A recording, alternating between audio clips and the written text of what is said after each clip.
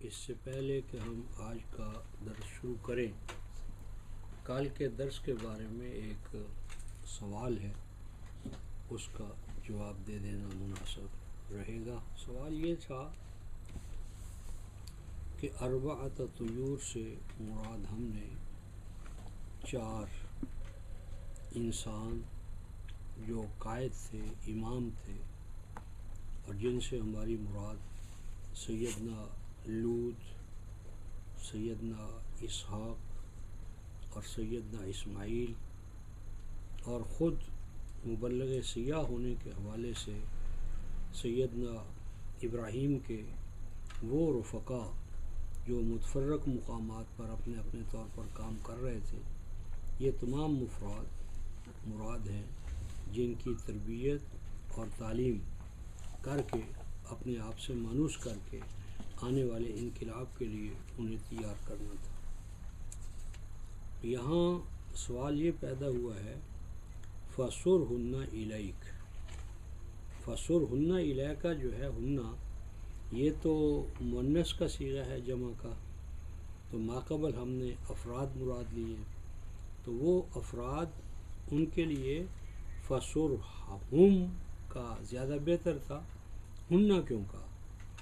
تو اس کا جواب یہ ہے کہ اصل میں وہ افراد جو ہیں وہ جماعت سازی کریں گے اور ان افراد کی تربیت میں جماعتیں پیدا ہوں گی، تو یہ ہنہ جو ہے دراصل ان جماعات کی طرف اشارہ ہے جو آگے چل کر ان افراد کی تربیت سے تیار ہوں گی۔ اور یہی وجہ ہے کہ جب ہم حج کے اجتماع میں جائیں گے تو وہاں اونٹنیوں پہ آنے والے جو سوار ہوں گے، جماعتیں ہوں گی، ان کو بھی قرآن حکیم نے مؤنث کے طور پر ڈیل کیا۔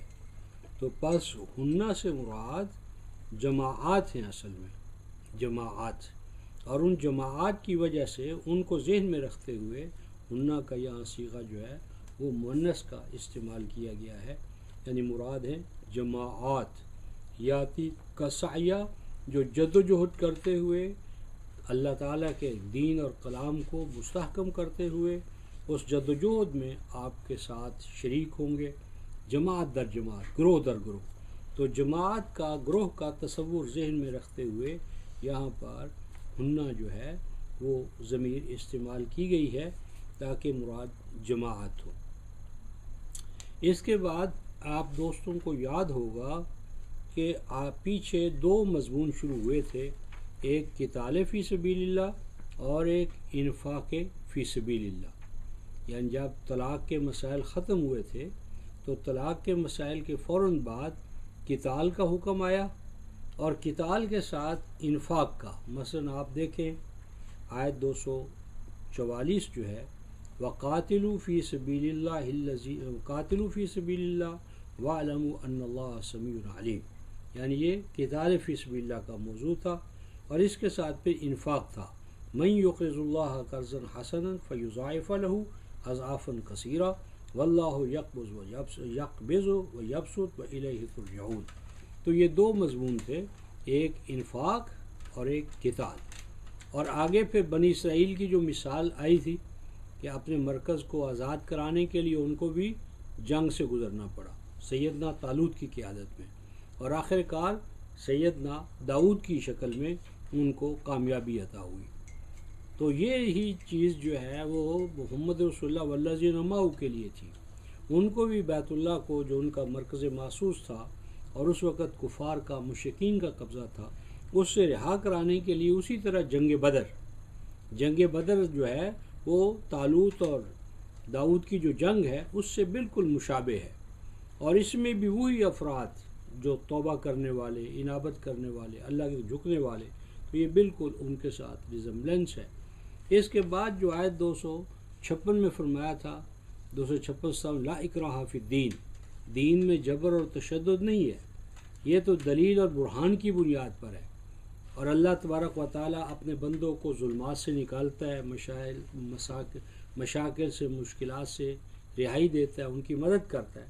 تو اس کے لیے اللہ تعالیٰ نے 3 مثالیں بیان کی، ایک سیدنا ابراہیم کی، ایک اس شخص کی جو گزرا اور تمثیل ہے وہ، اور اس کے بعد تیسرا کیا تھا؟ سیدنا ابراہیم علیہ السلام کے حوالے سے کہ حیات نو امتوں کی کیسے ہوتی ہے. تو یہ دراصل یخرجہم من الظلمات الی النور، یہ اس کی تمثیل مثال تھی، اور وہ جو حقیقت تھی وہ ان 3 مثالوں کے ذریعے اس کو واضح کیا گیا. اور اس کی وضاحت کے بعد اب اصل موضوع جو ہے وہ کیا شروع ہو رہا ہے؟ انفاق فی سبیل اللہ. اور یہ انفاق فی سبیل اللہ جو یہاں 261 سے شروع ہو رہا ہے، یہ تقریباً 275 تک جائے گا. 275 تک یہی انفاق کا موضوع جو ہے مختلف حوالوں سے ہمارے سامنے آئے گا. اور اس ضمن میں ہم پہلی جو آیت ہے 261، اس سے آج کی گفتگو کا آغاز کرتے ہیں. فرمایا مثل الذین ینفقون اموالہم فی سبیل اللہ کمثل حبۃ انبتت 7 سنابل فی کل سنبلۃ 100 حبۃ واللہ یضاعف لمن یشاء واللہ واسع علیم. فرمایا اس انفاق کی مثال. انفاق کیا ہے؟ اپنے وسائل کو، جسم کے، جان کے، مالیات کے، اقتصادیات کے، جو بھی آپ کے پاس وسائل ہیں ان کو آپ کھلا رکھیں. کھلا رکھیں کس کام کے لیے؟ کہ اللہ کے راستے کو، دین کو غالب کرنا ہے، کمزوروں کو اٹھانا ہے، مستضعفین کو اٹھانا ہے، انہیں غلامی سے، ظلم سے نجات دلانی ہے، ظالموں کی کلائی مروڑنی ہے، ظالموں کو ظلم کی سزا دینی ہے. یعنی دین کے غلبے کے لیے آپ نے اپنی جسمانی اور مالی صلاحیتوں کو کھلا رکھنا ہے. یعنی آپ اپنا جو بنیادی ضروریات زندگی کا ہے وہ لے لیں، اور ما تبقہ باقی جو ہے وہ مرکز کی تحویل میں دے، تاکہ وہ ان مقاصد کے لیے اس کو خرچ کرتا رہے. تو ان لوگوں کی تمثیل جو کھلا رکھتے ہیں اپنے اموال کو، وسائل کو، صلاحیتوں کو اللہ کے دین کو غالب کرنے کے لیے. فرمایا کمثل حبہ، ان کی مثال کیا ہے؟ ایک دانے کی ہے. ایک دانہ جو ہے وہ آپ زمین میں ڈالتے ہیں، ایک بیج گندم کا ایک دانہ ہم نے زمین میں ڈالا. وہ گندم کا جو ایک دانہ آپ نے ڈالا ہے وہ کیا کرتا ہے؟ انبتت 7 سنابل، وہ جب زمین سے اگتا ہے اس کا جو ڈنٹھل ہے، تنا ہے، وہ کھڑا ہو جاتا ہے، اور اس کے اوپر جو اس کو سیٹے لگتے ہیں. اور وہ ایک جو تھا آپ کا بیج دانہ، اس کے اوپر 7 بالیں ہوتی ہیں، خوشے ہوتے ہیں، اور ہر خوشے میں بے پناہ دانے ہوتے ہیں. یعنی ایک دانہ جو زمین میں آپ نے ڈالا، اس سے ایک پودا پیدا ہوا، اس پودے کی 7 شاخیں، خوشے، بالیں، اور ہر خوشے کے اندر 7 دانے. تو اب وہ جو ایک دانہ ہم نے ڈالا تھا وہ 100 حبہ، 70، 80، 100 دانوں کا وہ ذریعہ بن گیا. اسی طرح جب کوئی قوم اپنے وسائل کو ملت کی، امت کی، انسانیت کی فلاح کے لیے خرچ کرتی ہے تو اس کو پھر ملٹی پلائی کر کے اللہ تبارک و تعالیٰ اس کا ریوارڈ عطا کرتے ہیں. ان میں پھر کوئی غریب نہیں رہتا، کوئی یتیم نہیں رہتا، کوئی مسکین نہیں رہتا، کوئی غلام نہیں رہتا، کوئی جبر و استبداد کا مارا ہوا انسان نہیں رہتا، طبقاتی نظام نہیں ان میں آتا. اخوت، مواخات، مساوات، بھائی چارہ، خوشحالی، فارغ البالی جو ہے ان کو چاروں طرف سے وہ اپنے سائے میں گھیر لیتی ہے. تو فرمایا 7 سنابل، 7 سٹے، خوشے، اور ہر سٹے کے اندر 100 حبہ، 100 دانہ. اور واللہ یضاعف لمن یشاء، یہ فرمایا 100 ہی تک محدود نہیں رہتے. اگر اچھی کھاد دی جائے اور زمین کو تیار کیا جائے، رکھوالی کی جائے اور پانی وقت پر دیا جائے تو وہ جو 7 سے 100 کا ہم نے کہا ہے وہ اس سے بھی بڑھ سکتا ہے. واللہ واسع علیم، اللہ تبارک و تعالی نے اس میں بے پناہ وسعت رکھی ہے، اور یہ وسعت کا فیصلہ علم کی بنیاد پر ہے. اب ہم جانتے ہیں کہ اسی ہماری زمین میں ایک گندم کا ایکڑ جو تھا اس کی بڑی مشکل سے 10 من، 15 من، 20 من، 30 من، اس سے زیادہ اس سے حاصل نہیں ہوتی تھی گندم. 10 من، 15 من، 20 من، 30 من. اور آج ایک ایکڑ سے 100 من 200 من جو ہے وہ کسان نکال رہا ہے۔ زمین بھی وہی ہے، کسان وہ نہیں ہے۔ کسان کے پاس جو ٹیکنالوجی آئی ہے، نو ہاؤ آیا ہے، تکنیکس جو نئی نئی آئی ہیں، پہلے ایک بیل، پھر اس کے ساتھ زمین کو ہل چلانا، تو وہ پھر پنجالی، پھر وہ محدود وسائل تھے، پھر کھادوں کا کوئی واضح تصور نہیں تھا، زمین کے بارے میں ہمیں پاس معلومات نہیں تھی، زمین جب شور ہو جاتی تھی، سیم اور کلر ہو جاتا تھا، اس کو ریکلیمیشن کا ہمیں کوئی وہ نہیں تھا۔ تو اب یہ بیٹر ٹیکنالوجی اور ٹیکنیکل نو ہاؤ میں بہتری آنے کی وجہ سے واللہ واسع علیم، اب پیداوار کہاں سے کہاں پہنچ گئی ہے، لیکن پیداوار تو بڑھ گئی ہے، لیکن امت میں خوشحالی نہیں آئی۔ کیوں خوشحالی نہیں آئی؟ کہ نظام جو ہے وہ سرمایہ دارانہ ہے، یعنی ہم تو کچھ بھی نہیں ہیں۔ اگر امریکہ جیسا ملک ہو اور وہاں پیداوار زیادہ ہو جائے تو کیا ہوتا ہے؟ وہ زیادہ پیداوار کو سمندروں میں بہا دیتے، جلا دیتے۔ کیوں؟ کہ اگر وہ تمام پیداوار منڈی میں آ جائے تو قیمتیں کم ہو جائیں گی، ان کا جو پرافٹ کا ریشو ہے وہ کم ہو جائے گا۔ یعنی خوش نہیں ہوتے وہ کم وقت کہ ہمیں زیادہ نوع انسانی کی خدمت کا موقع ملا۔ تو یہ کیا ہے؟ مینٹیلٹی ہے۔ اللہ تعالیٰ تو وافر مقدار میں دے رہا ہے، لیکن سرمایہ نظام جو ہے ان کو کنجوسی پر، بخل پر، استحصال پر آمادہ کر رہا ہے، اور زمینوں کی پیداوار کی کثرت جو ہے وہ نوع انسانی کے لیے خوشحالی کا باعث نہیں بن رہی۔ تو اس کا مطلب ہے کہ زاویہ نگاہ کا صحیح ہونا بہت ضروری ہے۔ اگر زاویہ نگاہ غلط ہے تو زیادہ وسائل اور تباہی کا باعث بنے گا، جس طرح آج ہمارے سرمایہ اور زیادہ ملٹی پلائی ہو کر چند گھروں میں، چند خاندانوں میں، چند افراد تک محدود ہو جائے گا، اور عمومی طور پر لوگ استحصال کا شکار ہو جائیں گے۔ فرمایا کہ الذین ينفقون اموالهم فی سبیل اللہ ثم لا یتبعون ما انفقوا منا ولا اذى لهم اجرهم عند ربهم ولا خوف علیہم ولا هم یحزنون۔ ما قبل جو کہا تھا انفاق کرو، اپنے جسم اور جان، مالی اور مالیاتی وسائل کو کھلا رکھو، دوسروں کی فلاح کے لیے، بہبود کے لیے، خوشحالی کے لیے۔ اب وہ کن لوگوں کا انفاق کرنے والوں کے اوصاف کیا ہونے چاہیے، کیریکٹرسٹکس کیا ہوں، خصائص کیا ہوں، کس طرح کا کریکٹر ہو جو یہ انفاق کرے تو امتوں کے لیے خوشحالی کا باعث بنتا ہے، وہ نہ ہو تو تباہی کا باعث بنتا ہے۔ فرمایا ان لوگوں کے مثال، یا وہ لوگ جو کھلا رکھتے ہیں اپنے وسائل کو، امکانات کو، مالیاتی اور اقتصادی ذرائع کو، فی سبیل اللہ، اللہ کے دین کو، نظام کو غالب کرنے کے لیے، ثم لا یتبعون ما انفقوا منا ولا اذى، پھر وہ جو یہ وسائل دیتے ہیں اور وسائل سے کوئی مستفید بھی ہوگا تو وہ مستفید ہونے والوں کو احسان جتلا کر ان کی خودی کو مجروح نہیں کرتے، نہ ان کو اذیت پہنچا کر۔ یعنی یہ انفاق تبھی امت کو بڑھا سکتا ہے کہ انفاق کرنے والا صرف اللہ کی رضا کے لیے کرے، نوع انسانی کی عمومی فلاح کے لیے کرے۔ اگر وہ اپنی ذات کو بڑا بنانے کے لیے، جس طرح ماں کے نام پر ایک ٹرسٹ قائم کیا اسکالرشپ دینے کے لیے، لیکن طلباء کو ہزارہا یعنی شکلوں میں، وسائل میں، ذرائع سے ان کی عزت نفس مجروح کی، ان کو محسن کے یعنی حالات خاندان کے یہ ہے وہ ہے، تو یہ سارا جو ہے وہ انفاق اس کیٹیگری میں نہیں آتا جو اللہ تبارک و تعالیٰ کے نیک بندے کرتے ہیں، اللہ کے پسندیدہ بندے کرتے ہیں۔ تو نہیں پیچھا کرتے جس کو اس سے مستفید ہونے کا موقع ملتا ہے، منن، نہ تو احسان جتلا کر، ولا عزا، نہ کسی اور طرح ان کی عزت نفس کو مجروح کر کے۔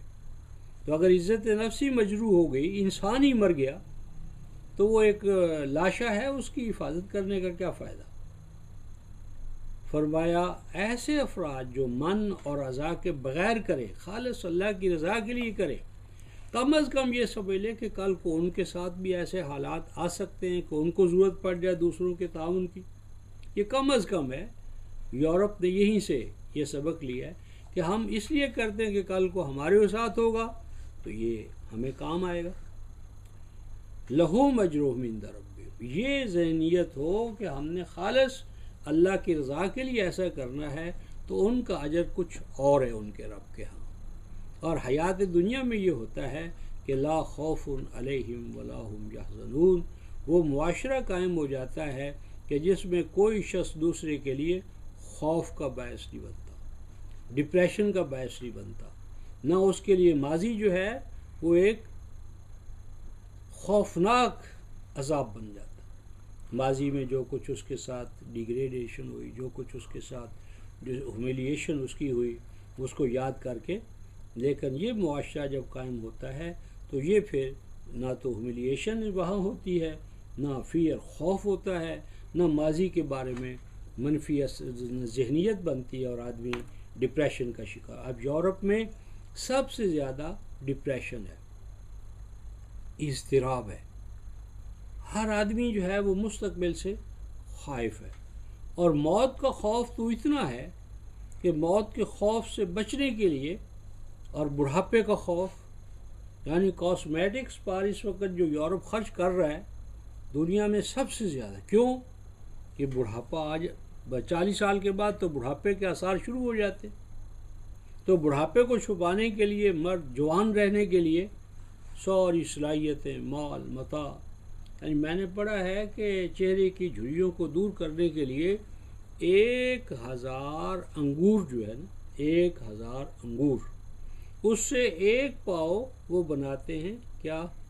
وہ جو چہرے پر لگانے کی جھریاں دور کرنے کے لیے، یعنی 1000 کلو انگور اور ایک پاؤ وہ بناتے ہیں. یعنی انہیں اس سے بحث نہیں کہ 1000 کہاں کتنے افراد کے لیے ان کے لیے دکھ درد کا دور کرنے کا باعث ہو سکتا ہے، لیکن ان کی جھریاں. بلکہ اس سے زیادہ خوفناک جو ہے یہ جو آپ کی بیوٹیفیکیشن ہے سرفیس چہرے کی. اور اب تو بیوٹی پارلرز دن بدن عام ہوتے چلے جا رہے، کیونکہ مردوں نے بھی عورتیں بننا شروع کر دی ہے. سجاوٹ کے حوالے سے عورتیں تو تھیں ہی، ان کو بھی وہ پیس آف ڈیکوریشن کے طور پر سارا جو ہے نا مردوں نے بھی وہی شروع کر دی. اوہو. اور آپ جو فرمایا کہ یہ جو انسان کا کچھ دے کر دوسرے کو احسان جتانا ہے، اس کی خودی کو مجروح کرنا ہے، اس سے کہیں بہتر تھا. کیا؟ قول معروف و مغفرۃ خیر من صدقۃ یتبعها اذى واللہ غنی حمید غنی حلیم. فرمایا کہ بہتر کسی کے کوئی پیار اور محبت کے 2 بول بول دینا، کسی کو پروٹیکشن دے دینا. کوئی راستے سے گزر رہا ہے، خطرہ ہے، نابینا ہے، کمزور ہے، اس کا ہاتھ پکڑ کر سڑک کراس کرا دینا. جی کسی جاتے ہوئے فرد کو کمزور ہے، گاڑی پر بٹھا لینا، اسکوٹر پر بٹھا لینا، یہ کہیں بہتر ہے من صدقۃ یتبعها اذى، ایسے صدقے سے، خیرات سے، ایسے چندے سے، ایسے تعاون سے کہ جس کے پیچھے کیا ہو؟ اذیت ہو، تکلیف کرنا ہو، خودی کو مجروح کرنا ہو. واللہ غنی حلیم. اور اللہ تعالیٰ جو نظام عطا کرتا ہے اس نظام پر اگر تم چلو گے تو ان چیزوں کی ضرورت ہی نہیں رہے گی. آٹومیٹکلی ایک ایسا نظام چلنا شروع ہو جائے گا، کسی کو مانگنے کی ضرورت نہیں رہے گی.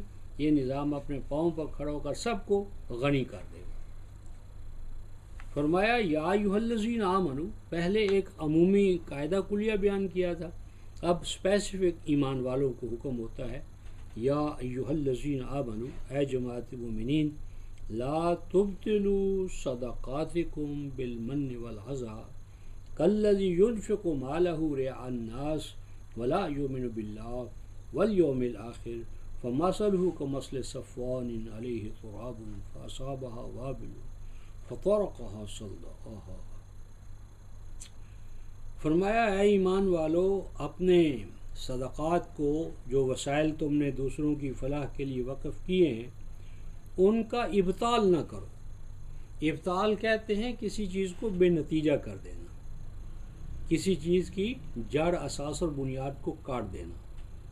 کسی کی جڑ و بنیاد پر کلہاڑا چلا دینا۔ تو فرمایا کہ اے ایمان والو، بے مصرف نہ کرو، ضائع نہ کرو، بے نتیجہ نہ کرو اپنے صدقات کو، جو تم نے قربانیاں دی ہیں مالی دوسروں کی فلاح کے لیے، احسان جتلا کر، اور کسی طرح بھی ان کی خودی کو مجروح کر کے، تکلیف پہنچا کر۔ ایسا کرنا کیا ہے؟ کلذی، ایسا کرنے والا اس شخص کی طرح ہے کہ اپنا مال تو خرچ کرتا ہے لیکن صرف لوگوں کو دکھانے کے لیے کہ میں بڑا فلاح کی کام کرنے والا ہوں، دوسروں کو کی نظر میں اپنے آپ کو بڑا بنانے کے لیے۔ اور حقیقت کیا ہے؟ لا یؤمن باللہ، وہ نہ اللہ پر ایمان رکھتا ہے نہ آخرت کے دن پر ایمان رکھتا ہے۔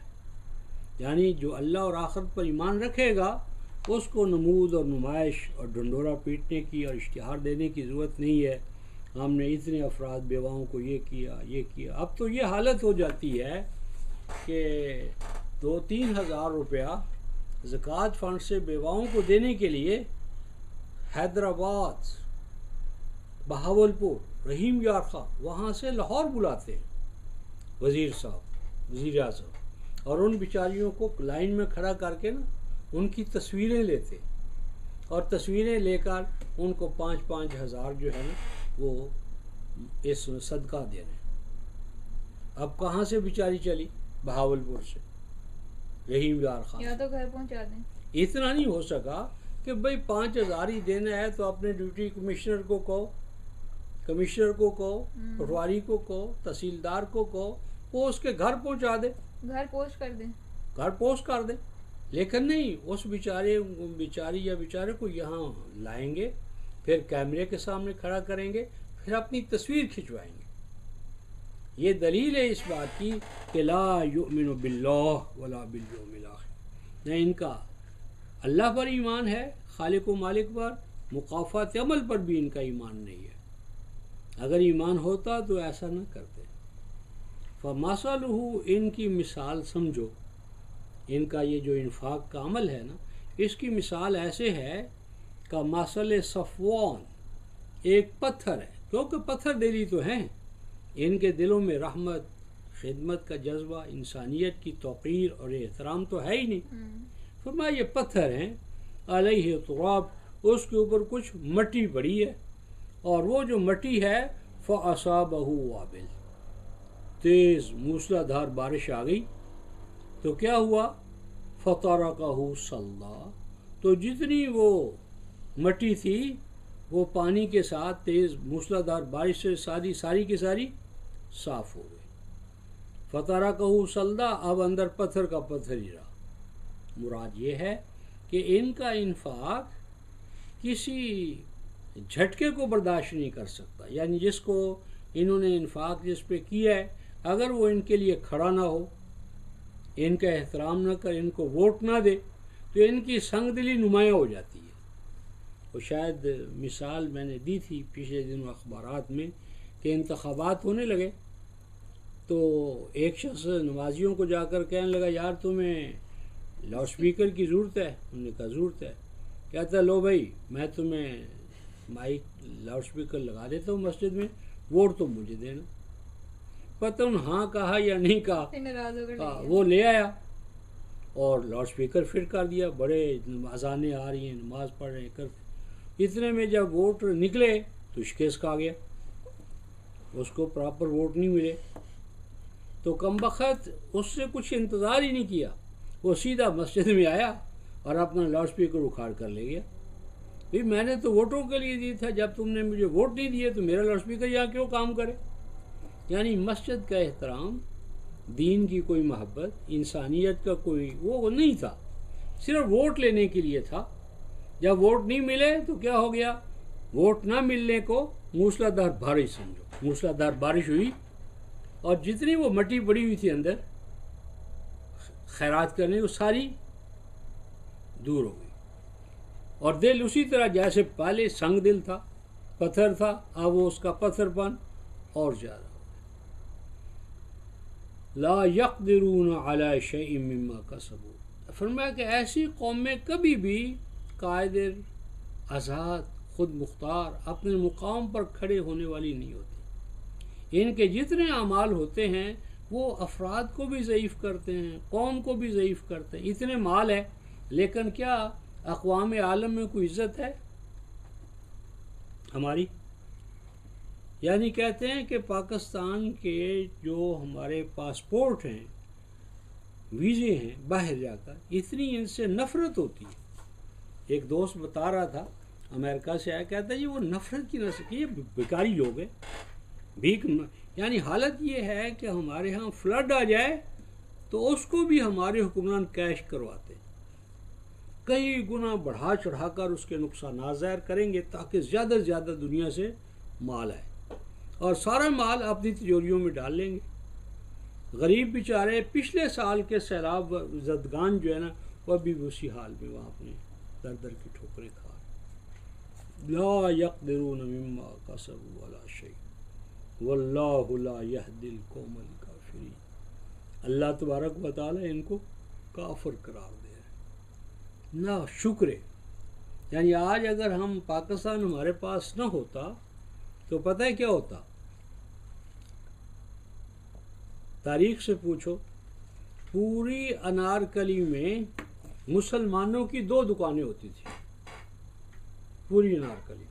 ایک شیخ عنایت اللہ کی تھی چھوٹی سی، ایک ایچ کریم بخش تھا کتابوں والا، اور ایک جہاں آج حبیب بینک ہے نا، وہاں ایک کنجرا ہوتا تھا سبزی فروش۔ پوری انارکلی میں 2 دکانیں اور ایک کنجرا سبزی فروش بس، اور مال روڈ پر تو کوئی تھا ہی نہیں مسلمان، یا انگریز تھے یا ہندو تھے یا سکھ تھے۔ اور ماڈل ٹاؤن جو آپ کا ہے، ماڈل ٹاؤن دیکھ لیں، پورے ماڈل ٹاؤن میں چند گھر تھے جو مسلمانوں کے تھے، باقی سب ہندو، سکھ اور عیسائی تھے۔ تو یہ جو کچھ ملا ہے اس کا شکر کیا ادا کر رہے ہیں؟ نہ شکر پن کا ثبوت دے رہے ہیں۔ بنیا اور مہاجن بھی وہ استحصال نہ کرتا جو آج ہمارے ہاں ہمارے حکمران کر رہے ہیں۔ واللہ لا یہدی القوم الکافرین۔ فرمایا وَمَثَلُ الَّذِينَ يُنْفِقُونَ أَمْوَالَهُمْ ابْتِغَاءَ مَرْضَاتِ اللَّهِ وَتَثْبِيتًا مِّنْ أَنفُسِهِمْ كَمَثَلِ جَنَّةٍ بِرَبْوَةٍ أَصَابَهَا وَابِلٌ فَآتَتْ أُكُلَهَا ضِعْفَيْنِ فَإِن لَّمْ يُصِبْهَا وَابِلٌ فَطَلٌّ وَاللَّهُ بِمَا تَعْمَلُونَ بَصِيرٌ۔ فرمایا ان لوگوں کی تمثیل جو اپنے اموال کو، وسائل کو، مال و دولت کو کھلا رکھتے ہیں، خرچ کرتے ہیں۔ کیوں خرچ کرتے ہیں؟ ابتغاء مرضات اللہ، ابتغاء مرضات اللہ، اللہ تعالیٰ کی صفات کو اپنے اندر پیدا کرنے کے لیے۔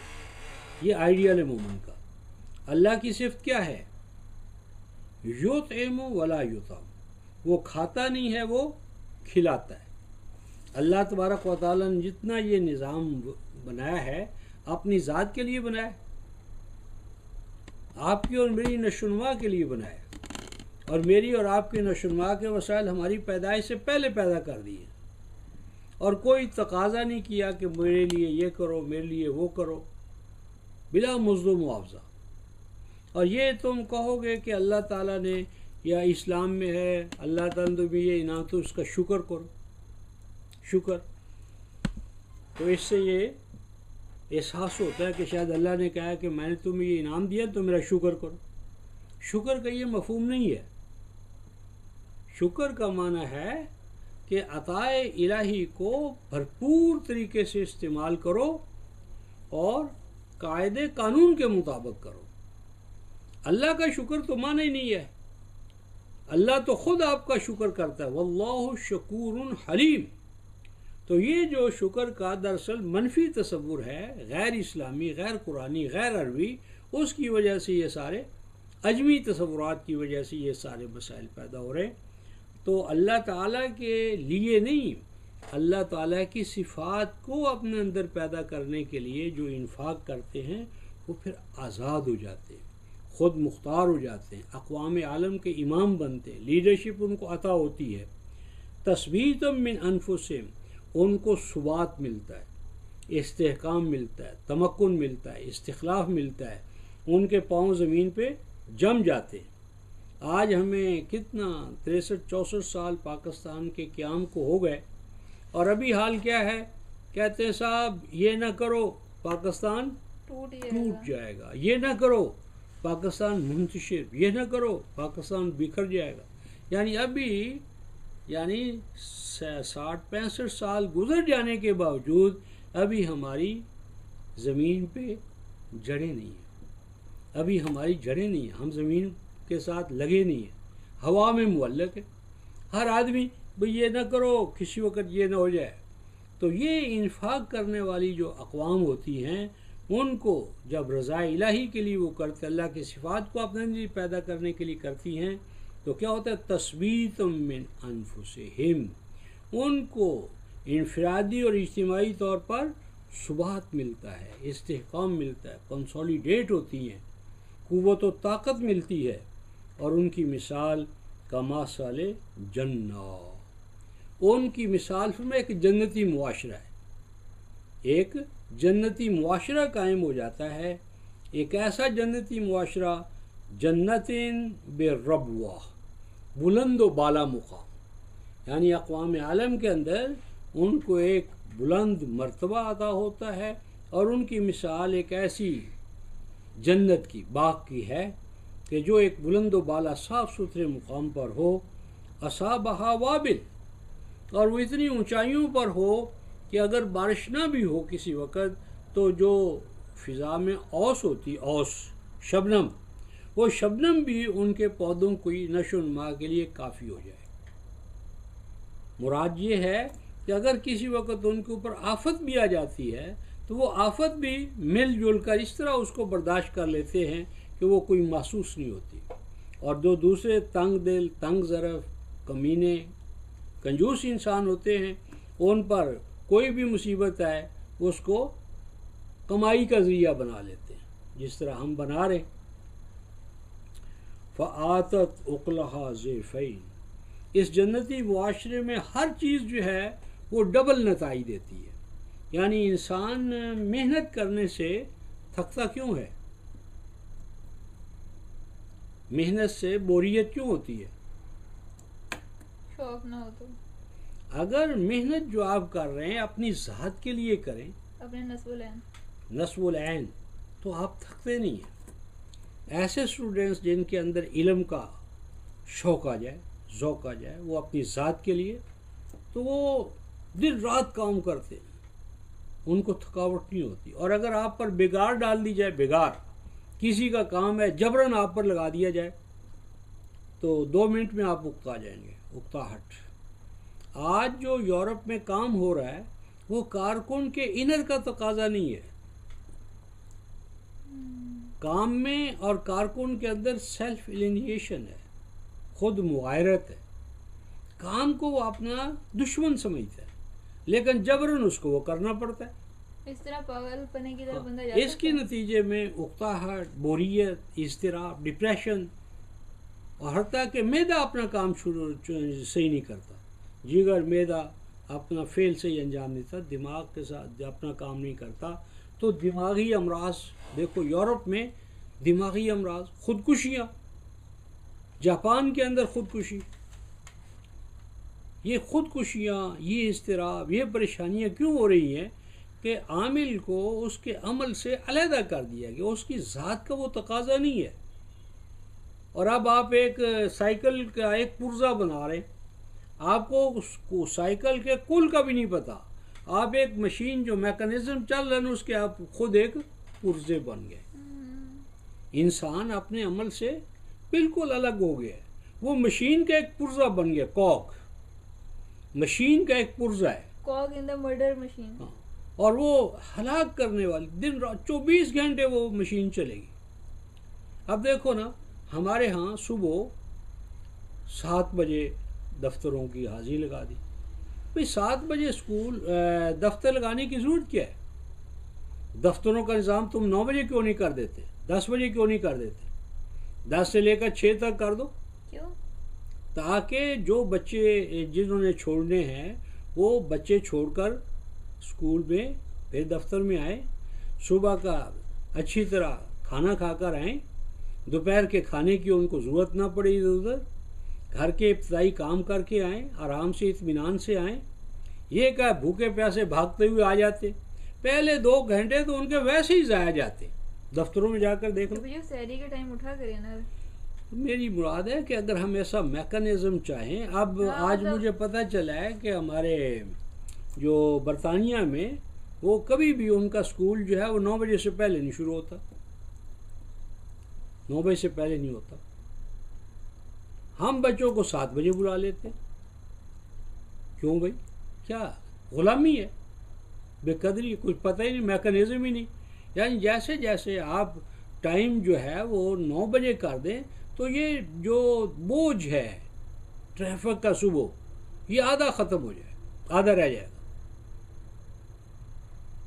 تو یہ بے سلیقہ اور بے دماغ قوم ہے، اور اسی طرح کے حکمران ہمارے پر مسلط کر دیے گئے۔ یعنی اب 7 بجے دفتر لگانے کا تک ہے۔ تو یہ جو قرآن نے کہا ہے کہ جنتی معاشرے کے اندر فآتت اکلہا ضعیفین، انسان کی کارکردگی ڈبل ہو جاتی ہے، کم از کم ملٹی پلائی کر جاتا ہے۔ یعنی آج دیکھ لیں کہ چائنا نے اس نظام کو اسلام کی میٹا فزکس پر تو نہیں لیا، لیکن ہم سے 2 سال بعد میں آزاد ہوا تھا، اور آج ابھی مجھے طاہر صاحب بتا رہے تھے کہ ہمارا جو باٹا ہے اور سروس ہے سارا فیل ہو گیا۔ ان کے کارکن بیچارے پس گئے۔ کیوں؟ کہ سارا جو باٹا کا اور سروس کا سامان ہے وہ چائنا سے بن کر آ رہا ہے۔ یہ اپنے سیمپل آرڈر دے دیتے ہیں، وہ ان کو سستا کر کے مہیا کر دیتے ہیں، یہ آپ مہنگا کر کے اپنی اسٹیمپ لگا کر ہمیں دے دیتے ہیں۔ تو بھی اگر تم نے چائنا ہی کا مال لینا ہے تو ہم پھر براہ راست چائنا کا مال کیوں نہ خریدنا شروع کر دیں؟ تمہیں درمیان میں لانے کی کیا ضرورت ہے؟ تمہاری اسٹیمپ کی ہمیں کیا ضرورت ہے؟ یہ اسٹیمپ لگا کر تم لوٹ رہے ہو اپنی قوم کو۔ فآتت اکلہا ضعیفین، جب کارکن اپنے دل سے کام کرتا ہے تو اس کی آؤٹ پٹ جو ہے کارکن ڈبل ہو جاتی ہے، کم از کم ڈبل ہو جاتی ہے، فٹیگ کم ہو جاتی ہے، اضطراب کم ہو جاتا ہے، بیماریاں کم ہو جاتی ہیں، معاشرے میں خوشحالی ڈبل ہو جاتی ہے۔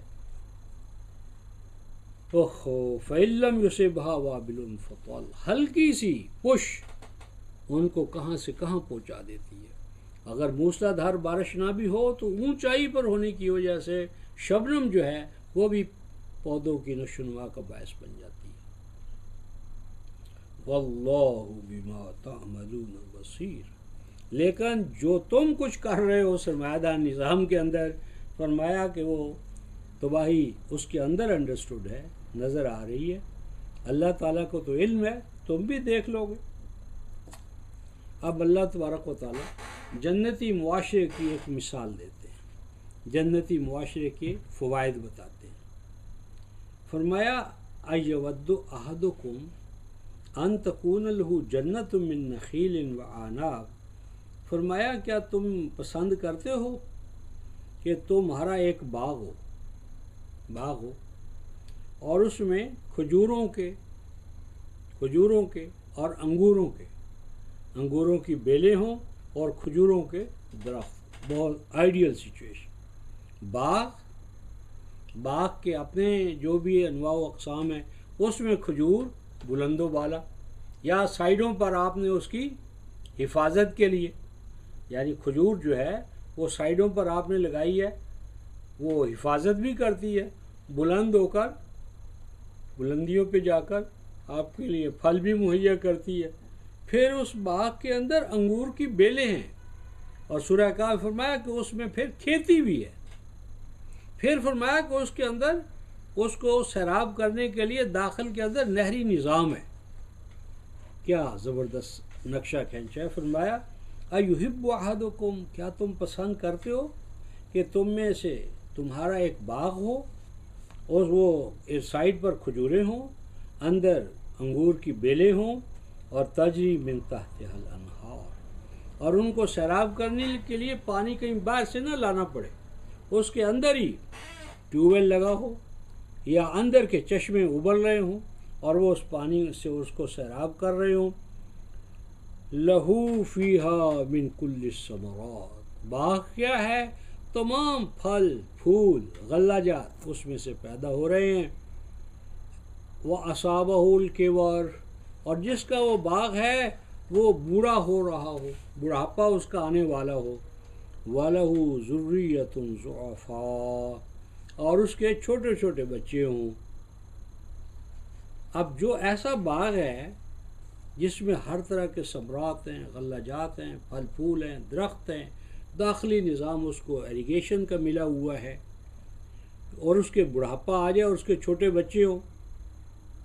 فَأَصَابَهَا إِعْصَارٌ فِيهِ نَارٌ فَاحْتَرَقَتْ، فرمایا ایسے باغ کو آ کر کوئی آگ کا بگولا جو ہے، کہیں سے آگ کا بگولا آئے اور وہ اس باغ کو جلا دے، فَاحْتَرَقَتْ، تو کیا ہوگا انجام؟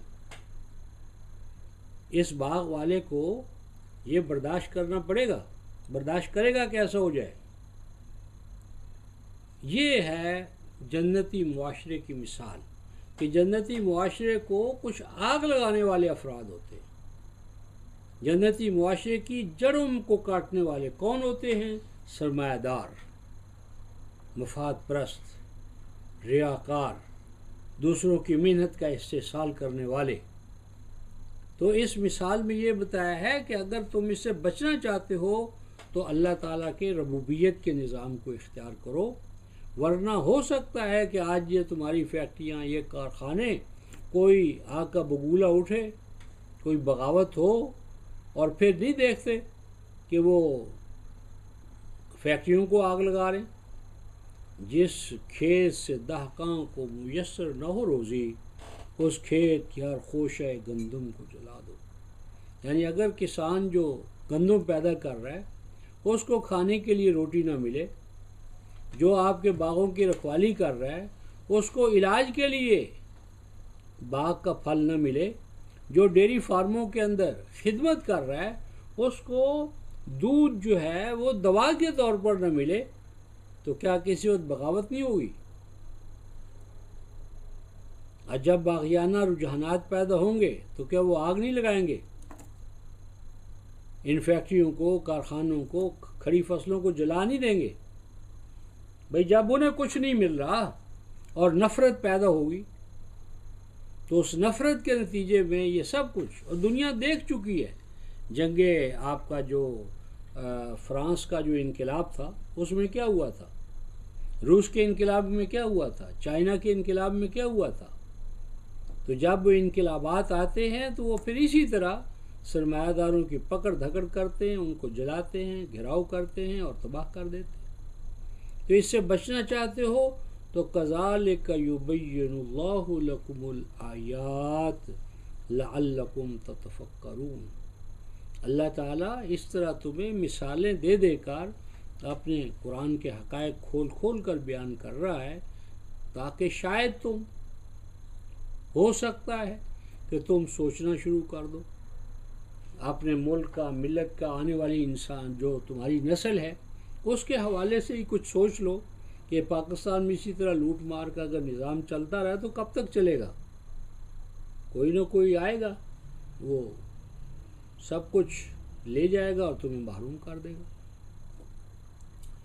اب دوبارہ ایمان والوں کو خطاب ہے، یا ایھا الذین آمنوا انفقوا من طیبات ما کسبتم ومما اخرجنا لکم من الارض ولا تیمموا الخبیث منہ تنفقون ولستم بآخذیہ الا ان تغمضوا فیہ واعلموا ان اللہ غنی حمید۔ فرمایا کہ اے ایمان والو، جب انفاق کرو، خرچ کرو، صلاحیتوں کو کھلا رکھو، تو دو طرح کے ہیں صلاحیتیں کھلا رکھنے کے میدان۔ نمبر ایک، من طیبات ما کسبتم، جو کچھ بھی تم کماؤ، محنت سے، مزدوری سے ارن کرو، تنخواہ تمہیں ملے، وظیفہ ملے، جو تمہارا ہاتھ پاؤں کا عمل ہے، کسب ہے، تنخواہ ہے، وہ تنخواہ ساری کی ساری اپنے لیے نہ رکھ لو، بلکہ اس میں سے کل نہیں تو کم از کم اس میں سے ایک حصہ ضرور دو ان افراد کو اٹھانے کے لیے جو محروم ہیں، نیڈی پرسنز ہیں، قرضوں کے اندر دبے ہوئے ہیں، غلام ہیں. ہاں جی، تو سیاسی غلامی، معاشی غلامی، اقتصادی غلامی، ان سے آزاد کرنے کے لیے، مقروضوں کو قرض سے رہائی دینے کے لیے، محتاجوں کو حاجت مندی سے نکالنے کے لیے، ان کو اپنے پاؤں پر کھڑا کرنے کے لیے اپنے وسائل، آمدنی، تنخواہ، اس کا کچھ حصہ ضرور وقف کر دو، ڈیووٹ کرو. وَمِمَّا أَخْرَجْنَا لَكُم مِّنَ الْأَرْضِ، اور اسی طرح جو کسان ہیں ان کو زمین سے جو پیداوار پیدا ہوتی ہے زمین سے، اس پیداوار میں سے لازماً انہیں کچھ دینا چاہیے. تو یہ جو زمین کی پیداوار ہے اس کے اندر عشر ہے. عشر کا معنی ہے کہ اگر 100 من ہوئے ہیں تو 10 من تم دوسروں کی فلاح و بہبود کے لیے بیت المال کو دے دو. اور یہ ایک بڑا عجیب میکانزم ہے. اگر قرآن کا یہ نظام آ جائے تو نہ کوئی بھوکا ہوگا، نہ پیاسا ہوگا، نہ کوئی حاجت مند ہوگا. تو یہ اپنی ماہانہ روزانہ جو آمدن ہے اس میں سے کچھ حصہ نکالو، اور جو پیداوار ہے زمین کی وہ پھل کی شکل میں، غلے کی شکل میں، اناج جو جس شکل میں ہے اس کا بھی کچھ حصہ، جس کو شریعت نے 10واں حصہ کہا ہے، 10واں حصہ اس کام کے لیے وقف کر دو. اور ایک اور بات دیکھو، وَلَا تَيَمَّمُوا الْخَبِيثَ مِنْهُ تُنْفِقُونَ، ایسا نہ ہو کہ جو ناکارہ چیز ہے، یعنی اگر اللہ کے راستے میں رضائی دینی ہے تو وہ رضائی دو جو پھٹی پرانی ہے، اب تمہارے کسی کام کے لیے نہیں. غلہ دینا ہے تو وہ دو جو سونڈیاں اس کو لگ چکی ہیں. کوئی بھی دینا ہو تو وہ دو جس کو تم اگر اس حال میں ہو کہ تمہیں وہ لینا پڑ جائے تو لوگے. وَلَسْتُمْ بِآخِذِيهِ، وہ چیز نہ دو کہ اگر وہ تمہیں دینی مل جائے، لینی پڑے تو تم نہ لو، الا ان تغمضوا فیہ، الا یہ کہ اپنی آنکھیں بند کر لو. آنکھیں بند کر لی، اب جو ملتا ہے لے لو آنکھیں بند کر کے. کھلی آنکھوں کے ساتھ تو تم نہیں لوگے. جس طرح مکھی اگر پڑ گئی ہے دودھ میں تو تم نہیں پیو گے. ہاں تمہیں پتہ نہ چلے یا تمہاری آنکھوں کو پٹی باندھ دی جائے تو بادل نخواستہ تم اسے لوگے، لیکن دل کی رضامندی کے ذریعے ساتھ کبھی نہیں لوگے. تو اسی طرح جو تمہارے بھائی بند ہیں، بھائی بندوں کو بھی وہ چیز نہ دو کہ جو تم اپنے لیے پسند نہیں کرتے. تو انما المؤمنون اخوہ، مومن کے سارے چونکہ بھائی ہیں، اخوت کی بنیاد ہے، تو اخوت اور بھائی چارے کا تقاضا ہے کہ اپنے بھائی کے لیے وہی پسند کرو جو تم اپنی ذات کے لیے پسند کرتے ہو. وَاعْلَمُوا أَنَّ اللَّهَ غَنِيٌّ حَمِيدٌ، اور اگر تم اس بات کو ذہن میں نہیں رکھو گے، اس پر عملی ایمان کا مظاہرہ نہیں کرو گے، تو یہ بھی سوچ لو کہ کل یہ حالت تمہاری بھی ہو سکتی ہے. آج تو تم دینے کی پوزیشن میں ہو نا، کل کو اگر حالات کا پلٹا آئے، حالات پلٹ جائیں اور تمہارے ساتھ ہی یہ سچویشن ہو جائے تو کیا کرو گے اس وقت؟ اس سے پہلے کہ معاملات منقلب ہوں، تبدیلی آئے، اس تبدیلی سے پہلے اپنے رویے اور رجحانات جو ہیں ان کو ٹھیک کرو. اور یہ جو دینے کی بجائے لینے کا، انفاق کی بجائے بخل کا، دوسروں کی خدمت کی بجائے خدمت لینے کا، یہ جو جذبہ انسان میں پیدا ہو گیا ہے، یہ کیوں ہوتا ہے؟ اس کا سبب کیا ہے؟ الشیطان یعدکم الفقر ویأمرکم بالفحشاء واللہ یعدکم مغفرۃ منہ وفضلا واللہ واسع علیم. یہ ہے قرآنک وزڈم، خاص طور پر اکنامک سسٹم. اکنامک سسٹم کی جو وزڈم ہے، فلاسفی ہے، وہ قرآن یہاں بیان کر رہا ہے. بظاہر تو ایک آیت ہے، لیکن اس ایک آیت کو اگر آپ کھولنا شروع کر دیں تو دفتروں کے دفتر لکھے جا سکتے ہیں، گھنٹوں اس پر بولا جا سکتا ہے. فرمایا الشیطان، وہ منفی جذبہ جو تمہیں بخل پر آمادہ کرتا ہے قرآن کی روح سے وہ شیطان ہے، شیطانی جذبہ ہے۔ شیطانی جذبہ تمہیں کیا کہتا ہے؟ یعدکم الفقر، کہ اگر تم دوسروں کو دو گے تو کل کو تم بھوکے ہو جاؤ گے، محتاج ہو جاؤ گے۔ بھئی لینے والے تو اتنے زیادہ کس کس کو دو گے؟ بھئی تمہارے پاس تو محدود وسائل ہیں، اگر تم دینے پر آ گئے، سب کچھ دیتے گئے، تو کل پھر جب تمہارے ساتھ ایسا ہوگا کہ کوئی تمہارے پاس وسائل نہیں ہوگی تو اس وقت کیا کرو گے؟ اس لیے سنبھال کے رکھو، محفوظ رکھو، تجوریوں میں رکھو۔ کیوں دوسروں کو دیتے ہو؟ کل کو تمہارے ساتھ کوئی کٹھنائی ہوگی تو کیا کرو گے؟ الشیطان یعدکم الفقر، شیطان تمہیں ڈراتا ہے کہ اگر دو گے تو خود تنگ دست ہو جاؤ گے، محتاج ہو جاؤ گے، کلاش ہو جاؤ گے۔ وَيَأْمُرُكُمْ بِالْفَحْشَاءِ، نتیجہ کیا ہے؟ کہتا ہے بخل سے کام لو، وسائل کو اپنی ذات تک محدود کرو، اپنے بیوی بچوں تک محدود کرو، اپنے سے باہر کیوں وسائل کو پھینکتے ہو؟ وَاللَّهُ يَعِدُكُمْ مَغْفِرَةً مِّنْهُ وَفَضْلًا، لیکن اللہ تعالیٰ فرماتے ہیں کہ اگر اجتماعی طور پر تم اس نظام کو قبول کر لو جو ہم تمہیں دے رہے ہیں، انفاق کا نظام، صدقات کا نظام، زکوٰۃ کا نظام، تو وہ دور آئے گا ہی نہیں کہ تم محتاج ہو گے، کیونکہ ایک سائیکل چلے گا اور نیچے سے اوپر تک ہر آدمی جب دینے والا ہوگا تو لاکھ کسی کے اوپر انفرادی سطح پر کچھ ہو جائے، اجتماعی سطح پر اس کا کوئی نقصان نہیں ہوگا، کیونکہ پوری جماعت جو ہے وہ آپ کی پشت پر ہے، پورا جنتی معاشرہ آپ کو تحفظ دینے کے لیے۔ تو انڈیویجول کے ساتھ ایسے کیسے ہوگا؟ اللہ یعنی اپنا اللہ تعالیٰ جو تمہیں نظام عطا کرتے ہیں، مغفرۃ منہ، وہ پروٹیکشن کا نظام ہے۔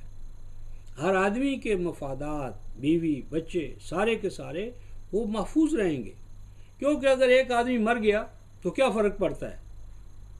نظام تو نہیں مرا، امیر المومنین تو نہیں مرے، جماعت اور امت تو نہیں مری، ایک انڈیویجول مرا ہے نا۔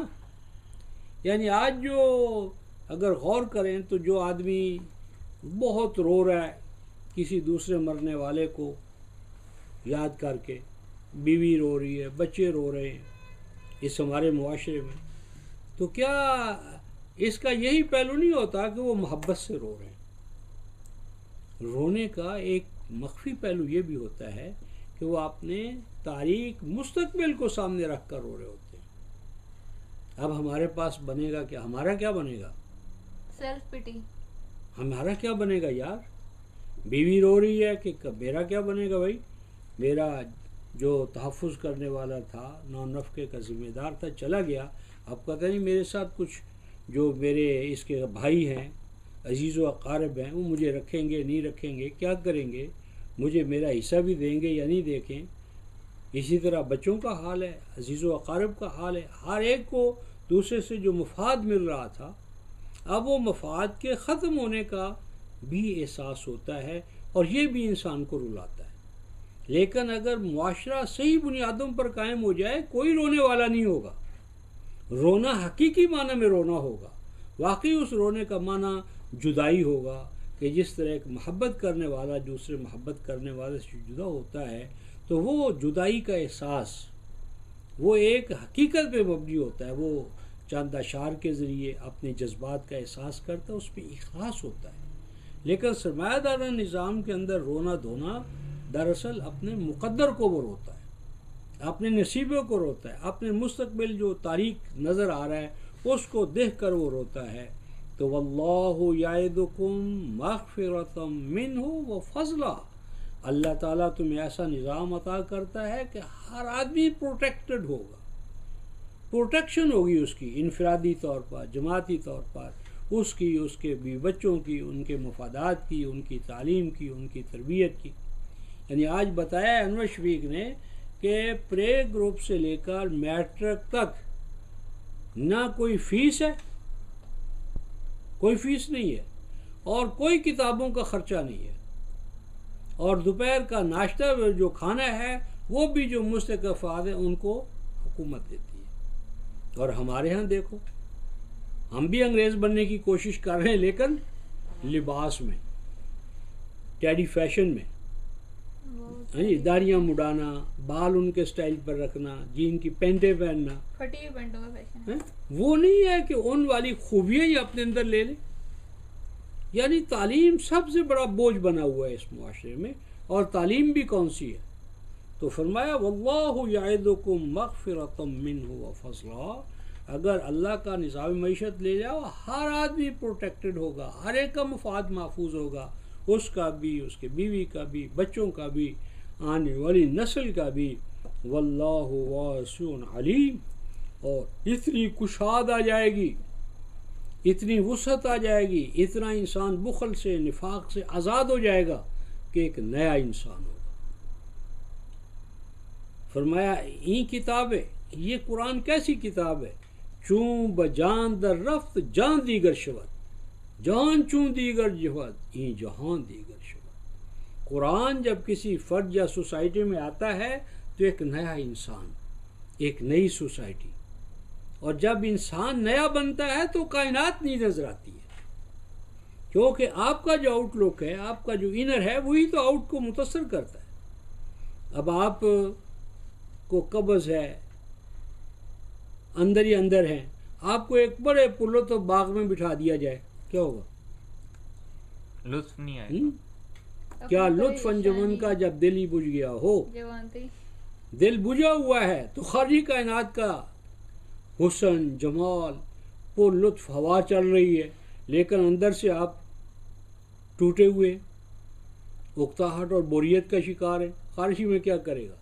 لیکن اگر آپ اندر سے بیدار ہیں, خوش ہیں, تو خارجی کائنات کے اندر بھی کوئی اس کا نیگیٹو بھی آپ پر کوئی برا اثر نہیں ڈال سکتا. اے دل زندہ تو نہ مر جائے کہ زندگی نام ہے تیرے جینے سے. دل ہی مر گیا, دل ہی بجھ گیا, اب انجمن کا کیا فائدہ؟ واللہ واسع علیم.